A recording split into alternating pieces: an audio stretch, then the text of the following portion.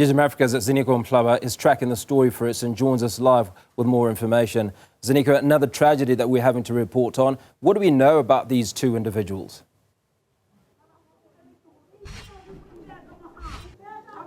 A very good morning to you, Hugo. Well, what we know about these two so far is that these are young people who were born and bred here in the township called Naledi within the broader Soweto township. So these are people who grew up here. These are the people who have been known in this community for some time since they were young. And as far as the family is concerned of Lesego, who is the deceased, is the fact that this is a humble family. You know, the person who's been heading the Lesego's family is Lesego's mother, who will have the responsibility now of taking over the parental responsibilities of Lesego's child, who will be now the mother instead of being a grandmother. And Lesego was working within this very same community. But on the other side, we also know that the person who has been, identified as a suspect by the community has described him as a young person who is very humble, as a young person who grew up in Soweto, who grew up here, did his secondary school within the township Naledi, but also went on to study tertiary education, and he has acquired a master's degree. So they are saying that these were ordinary people. People are just not understanding what could have led to that incident where a suspect ended up killing someone. And also understand that this was a couple who share a child together. They are saying that none of these two people had any violent character within them. These were just young people who are ordinary, who are working, who share parental responsibilities, who are responsible within their respective families. So they are saying that they were shocked by this incident, and some of them are saying they find it difficult now to condemn any of the two, but saying that the suspect must be held accountable.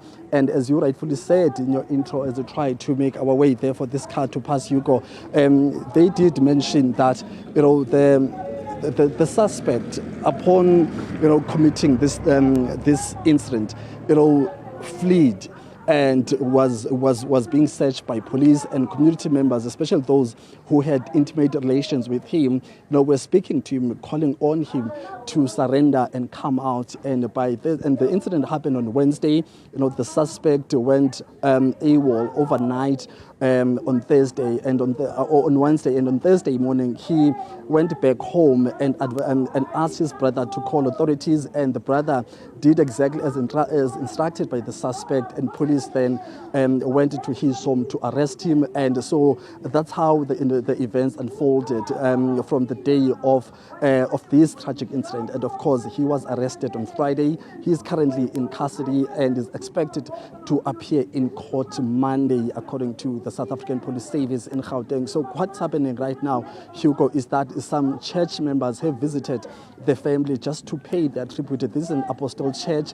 They are currently running that service. As you see there on those visuals, those are church members who are trying to comfort the family of Lesego. And we understand that in the afternoon, that's where we'll see other stakeholders of this community coming out, especially those that are involved in gender-based violence activism, and some political parties who have known this couple for some time now. So that's where things are right now. It's a church service here in Naledi.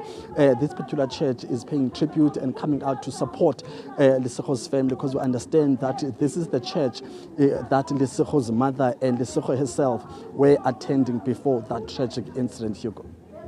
Ziniko Mhlaba coming to us from Naledi in Soweto following the tragic passing of 25-year-old Lesego Mutlwane, who was allegedly murdered by her boyfriend.